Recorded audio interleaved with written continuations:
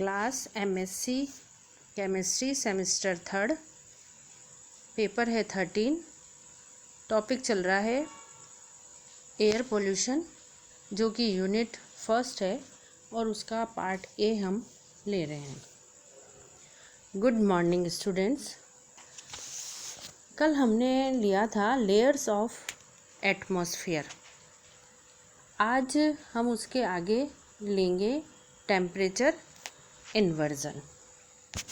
Layers of atmosphere में हमने देखा था कि एटमॉस्फेयर की 4 लेयर्स होती है और उनके अंदर कौन कौन सी स्पीसीज़ मिलती है और टेम्परेचर का उन पर क्या इफ़ेक्ट पड़ता है। आज जो हम ले रहे हैं वो टॉपिक हमारा है टेम्परेचर इन्वर्जन। इसका मतलब ये हुआ कि जो टेम्परेचर का नॉर्मल बिहेवियर होता है उससे कुछ अलग या रिवर्स बिहेवियर शो करना, उसको हम इस टेम्परेचर इन्वर्जन के अंतर्गत लेंगे। एटमॉस्फेयर में जनरली हाइट के साथ साथ टेम्परेचर डिक्रीज़ होता है। ये हम जानते हैं कि जैसे जैसे हाइट बढ़ती है वैसे वैसे एटमॉस्फेयर के अंदर टेम्परेचर कम होता जाता है। उसका मतलब ये हुआ कि जैसे जैसे हम ऊपर की तरफ जाएंगे टेम्परेचर जो है वो लगातार कम होता जाता है। किंतु टेम्परेचर इन्वर्जन का मतलब ये है कि इसका जो बिहेवियर है हाइट के साथ साथ टेम्परेचर का कम होना, उससे बिहेवियर रिवर्स हो जाना।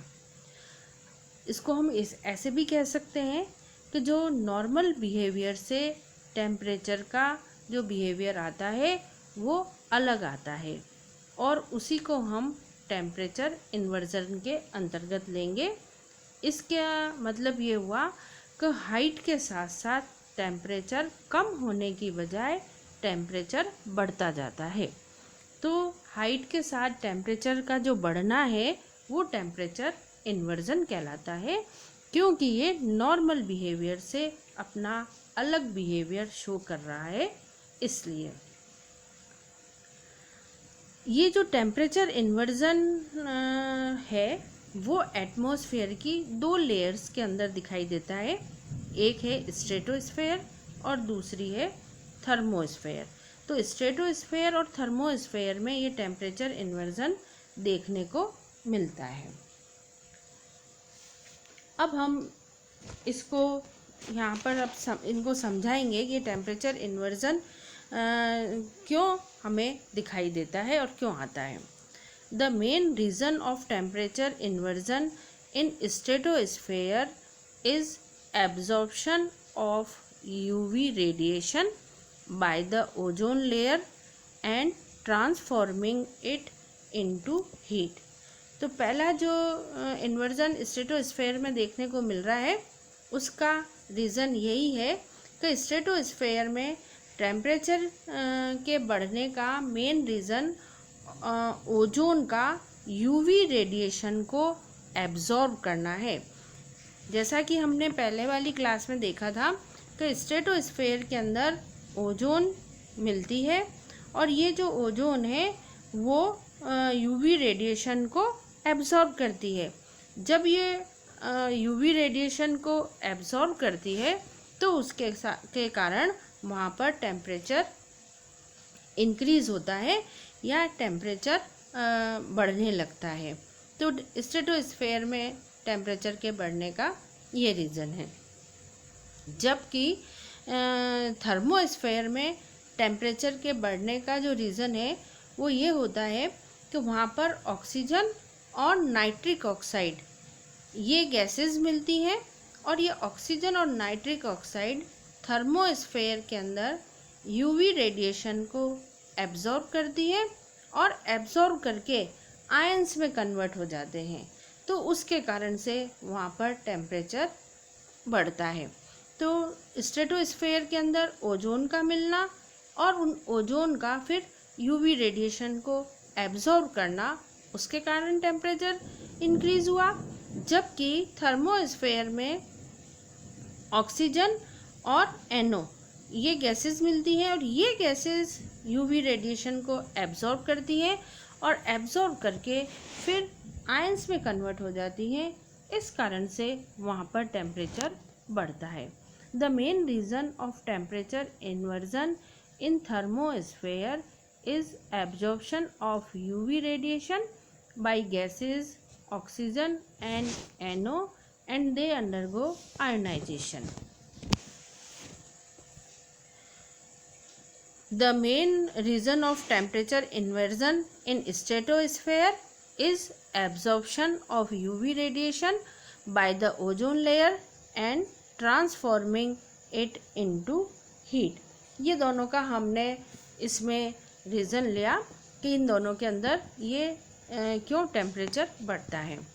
In temperature inversion, a layer of cool air at the surface is overlain by a layer of warmer air.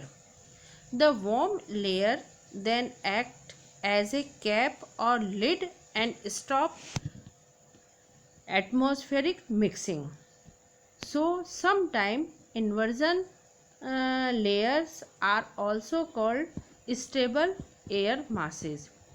This limits diffusion of heat by convection process.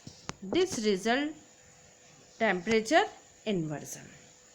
उसके बाद में उस पर ये एक लिड या कैप लग जाती है, तो ये टेम्परेचर इन्वर्जन का रिजल्ट मिलता है। As we know that air constantly flows between the warm and cool areas, so the air is better able to mix and spread. Due to this, heat easily diffuse and this is known as convection process. ये यहाँ पर temperature inversion को हमने define किया। ये हमने diagram भी लिया और उस डायग्राम से भी हमने ये बताने का प्रयास किया है कि किस तरीके से ये टेम्परेचर इन्वर्जन इसके अंदर होता है। कि पहले हमने बताया यहाँ पे ट्रोपोस्फेयर के अंदर जो है वो टेम्परेचर कम हो रहा है, फिर स्ट्रेटोस्फेयर में वापस टेम्परेचर बढ़ता है, फिर मीजोस्फेयर के अंदर टेम्परेचर कम होता है और थर्मोस्फेयर के अंदर टेम्परेचर बढ़ता है। तो जो दो लेयर है उनके अंदर तो जो नॉर्मल बिहेवियर है टेम्परेचर का वही शो होता है, पर स्ट्रेटोस्फेयर और थर्मोस्फेयर के अंदर जो नॉर्मल टेम्परेचर है उससे इसका अलग बिहेवियर आता है। तो ये हमने इसमें डायग्राम के अंदर से या डायग्राम से भी बताने की कोशिश की है कि किस तरीके से ये टेम्परेचर हाइट के साथ साथ चेंज होता है। ये था हमारा आज का टॉपिक टेम्परेचर इन्वर्जन। अब हम और इसके साथ साथ हमने लिया कॉजेज ऑफ टेम्परेचर इन्वर्जन के क्या रीज़न है। अब इसके बाद हम लेंगे इसके अंदर और वो होगा एटमॉस्फेरिक कंपोजिशन। अब इसके बाद में हम एटमॉस्फेयर का क्या कंपोजिशन होता है, कौन कौन सी गैसेस होती है, किस किस परसेंटेज में होती है, वगैरह वगैरह, ये सारा कुछ लेंगे। Thank you.